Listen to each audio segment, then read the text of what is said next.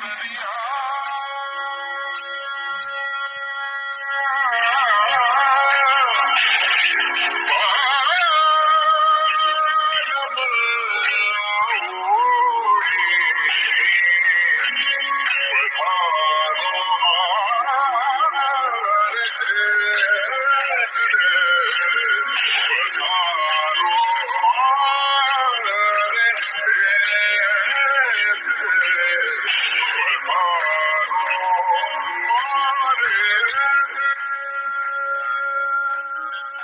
राजस्थान की लोक कथाओं में बहुत सी प्रेम कथाएं प्रचलित है, पर इन सब में ढोला मारू प्रेम गाथा विशेष लोकप्रिय रही है। इस गाथा की लोकप्रियता का अंदाजा इसी बात से लगाया जा सकता है कि 8वीं सदी की इस घटना का नायक ढोला राजस्थान में आज भी एक प्रेमी नायक के रूप में स्मरण किया जाता है और प्रत्येक पति पत्नी की सुंदर जोड़ी को ढोला मारू की उपमा दी जाती है।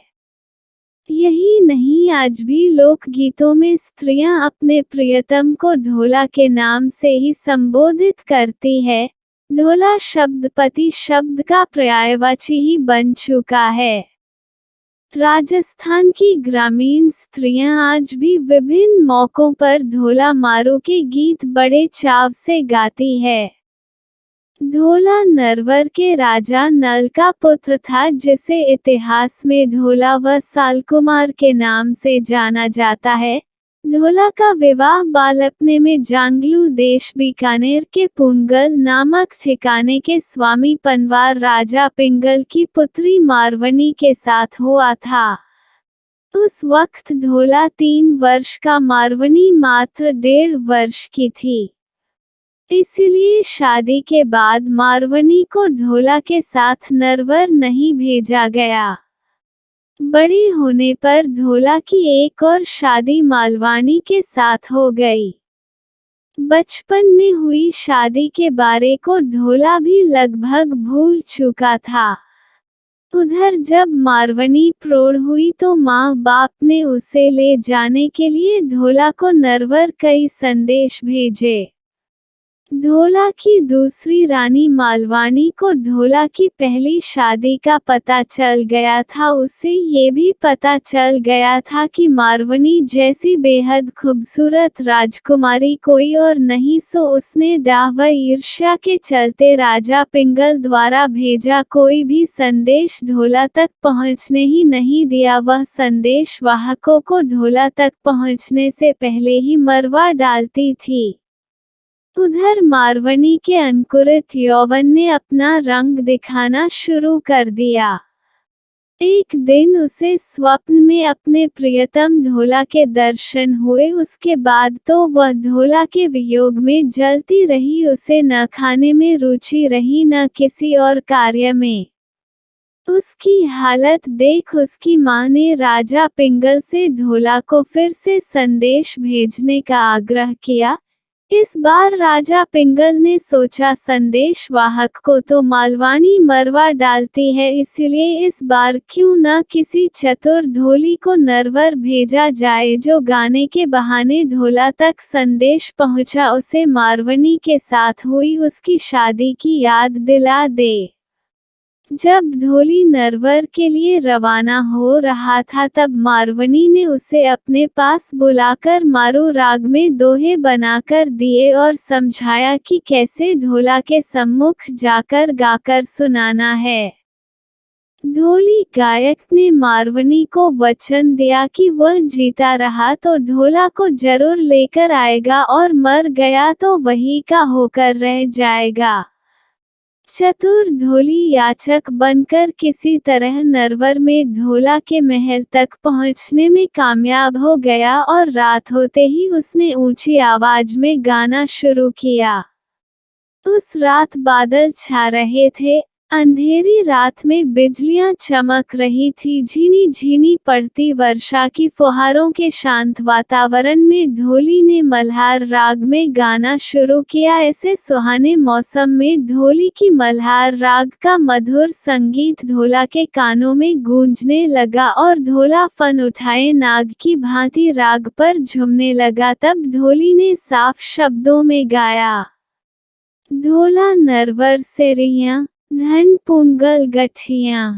गीत में पुंगल व मारवनी का नाम सुनते ही ढोला चौंका और उसे बालपने में हुई शादी की याद ताजा हो आई। ढोली ने तो मल्हार व मारू राग में मारवनी के रूप का वर्णन ऐसे किया जैसे पुस्तक खोलकर सामने कर दी हो। उसे सुनकर ढोला तड़फ उठा। दाढ़ी ढोली पूरी रात गाता रहा। सुबह ढोला ने उसे बुलाकर पूछा तो उसने पुंगल से लाया मारवनी का पूरा संदेशा सुनाते हुए बताया कि कैसे मारवनी उसके वियोग में जल रही है। आखिर ढोला ने मारवनी को लाने हेतु पुंगल जाने का निश्चय किया पर मालवाणी ने उसे रोक दिया। ढोला ने कई बहाने बनाए पर मालवाणी उसे किसी तरह रोक देती। पर एक दिन ढोला एक बहुत तेज चलने वाले ऊंट पर सवार होकर मारवनी को लेने चल ही दिया और पुंगल पहुंच गया। मारवनी ढोला से मिलकर खुशी से झूम उठी। दोनों ने पुंगल में कई दिन बिताए और एक दिन ढोला ने मारवनी को अपने साथ ऊंट पर बिठा नरवर जाने के लिए राजा पिंगल से विदा ली। कहते हैं रास्ते में रेगिस्तान में मारवनी को सांप ने काट खाया पर शिव पार्वती ने आकर मारवनी को जीवन दान दे दिया। आगे बढ़ने पर ढोला उमर सुमरा के षड्यंत्र में फंस गया। उमर सुमरा ढोला को घात से मारकर मारवनी को हासिल करना चाहता था सो वो उसके रास्ते में जाजम बिछा महफिल जमा कर बैठ गया। ढोला जब उधर से गुजरा तो उमर ने उससे मनुहार की और ढोला को रोक लिया। ढोला ने मारवनी को ऊंट पर बैठे रहने दिया और खुद उमर के साथ अमल की मनुहार लेने बैठ गया। दाढ़ी गा रहा था और ढोला उमर अफीम की मनुहार ले रहे थे। उमर सुमरा के षड्यंत्र का ज्ञान दाढ़ी ढोली की पत्नी को था। वह भी पुंगल की बेटी थी सो उसने चुपके से इस षड्यंत्र के बारे में मारवनी को बता दिया। मारवनी ने ऊंट के एड़ मारी। ऊंट भागने लगा तो उसे रोकने के लिए ढोला दौड़ा।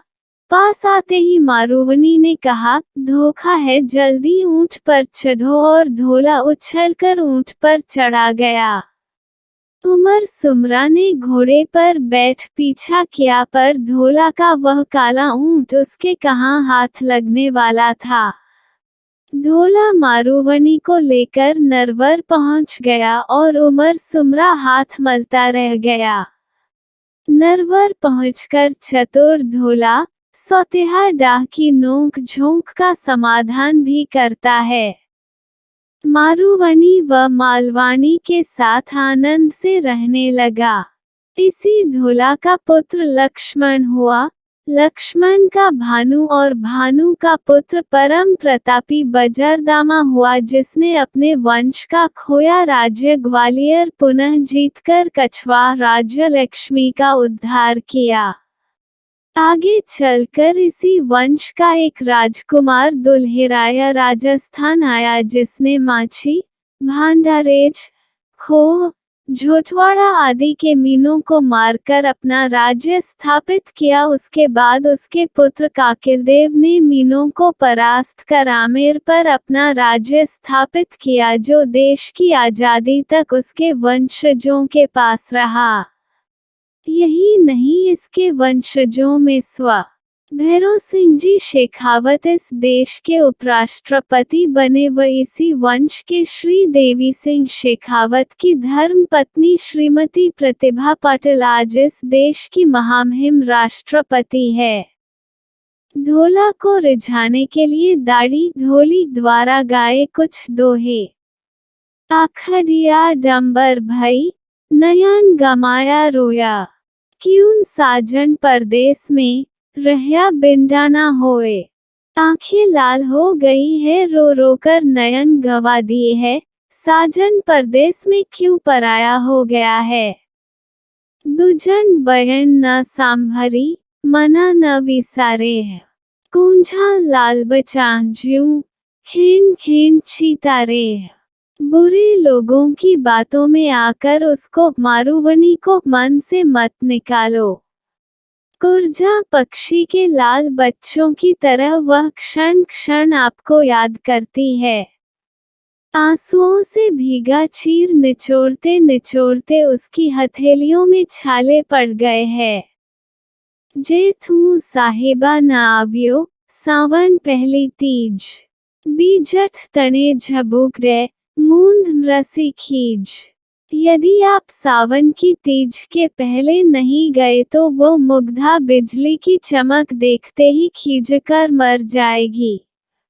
आपकी मारूवन के रूप का बखान नहीं हो सकता। पूर्व जन्म के बहुत पुण्य करने वालों को ही ऐसी स्त्री मिलती है। नमनी, खमनी, बहुगुनी, सुकोमराई सुकच। गोरी गंगा नीर ज्यूं मन गर्वी तन अच्छा।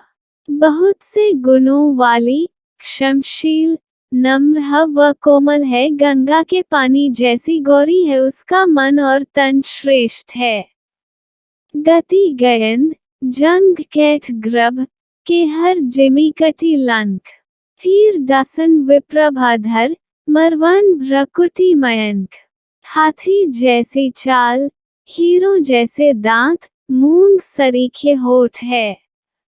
आपकी मारवनी की सिन्हों जैसी कमर है, चंद्रमा जैसी भौएं है।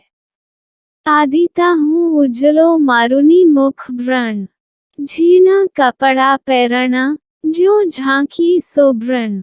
मारवनी का मुंह सूर्य से भी उजला है, झीने कपड़ों में से शरीर यूं चमकता है मानो स्वर्ण झांक रहा हो। राजस्थानी कहानियाँ और लोक कथाएं। मुख्य पृष्ठ, संपूर्ण हिंदी कहानियाँ, नाटक, उपन्यास और अन्य गद्य कृतियाँ।